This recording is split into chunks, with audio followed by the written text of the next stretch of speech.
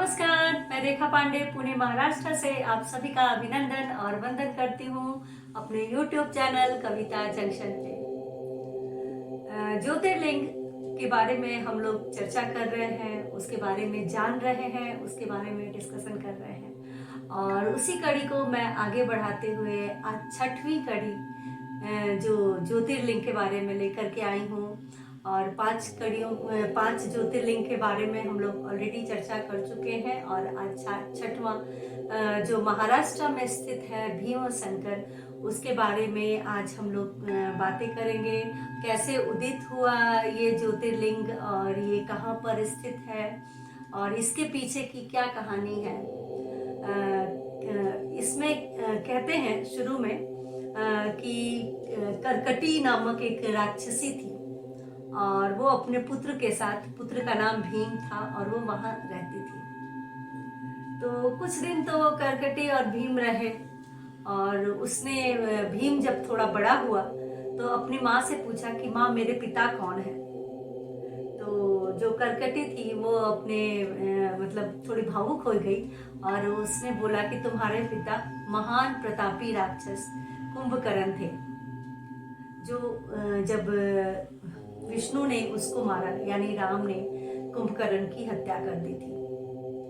उसके पहले भी विष्णु ने ही, जो मेरे पुराने मतलब उसके पहले वाले पति विराज जो थे, उसकी भी उसी ने हत्या कर दी थी।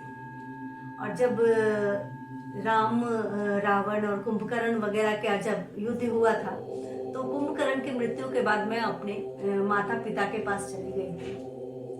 तुम उस वक्त होने वाले थे और विष्णु ने ही, जो मेरे माता पिता जो खुद भी राक्षस थे, उनकी भी हत्या कर दी थी। जब विष्णु ने सभी की हत्या कर दी तो मैं यहाँ सह्याद्री पर्वत पर तुमको लेकर के आ गई और शांतिपूर्ण एकाकी जीवन जीने लगी। अब पुत्र को तो बड़ा बुरा लगा कि मेरे पिता को, मेरे जो सौतेले पिता थे उनको, मेरे नाना नानी सबको विष्णु ने कैसे मार दिया भाई, वो कैसे कर सकते हैं ये।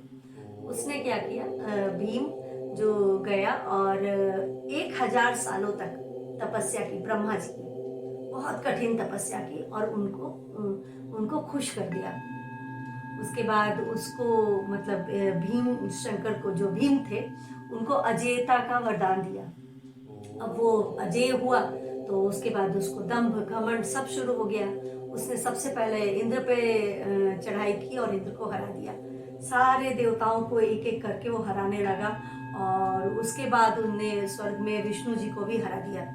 उसके बाद उसने जब स्वर्ग से सबको हरा के धरती लोग पे राज करने की उसने शुरू की। उसने साउथ में एक राजा हुए सुदक्षिण, उनको हराया और उनको बंदी बनाकर जेल में डाल दिया।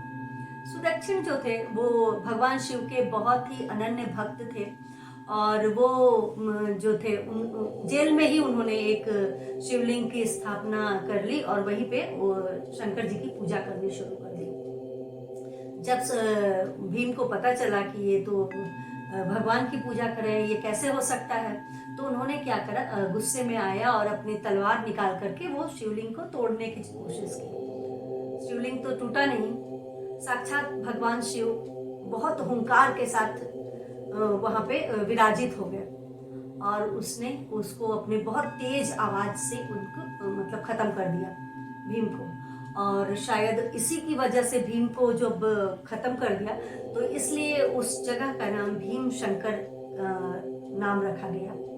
उसके बाद कुछ दिनों के बाद सारे देवता लोग भी आ गए और देवता लोग ने भगवान शिव को बोला कि आप यहीं पे वास कीजिए ताकि इस एरिया में कोई भी राक्षस पनप नहीं सके, क्योंकि वो बियाबान वाला जगह था और सह्याद्री पर्वत पे जो ज्योतिर्लिंग स्थापित हुआ भीमशंकर के नाम से। यह भीमशंकर जो ज्योतिर्लिंग है वो 100 किलोमीटर पुणे से है और 120 किलोमीटर नासिक से। कहते हैं कि इसमें जो कई तरीके के जीव जंतु आसपास निवास करते हैं और बहुत स्वच्छंद तरीके से वहाँ पे निवास करते हैं, क्योंकि कहते हैं कि साक्षात भगवान शिव उनकी रक्षा करते हैं। अब मैं अपनी अगली कड़ी में जो सातवां ज्योतिर्लिंग है उसके बारे में चर्चा करेंगे। अगली कड़ी में मैं सातवां ज्योतिर्लिंग जो बनारस में स्थित है, काशी विश्वनाथ के नाम पर, हम लोग उनके बारे में डिस्कशन करेंगे और ये देखेंगे कि जो बनारस में जो शिवलिंग कैसे उत्पत्ति हुई, भगवान शंकर किस कारण से वहाँ आए और समस्त प्राणियों की रक्षा किए।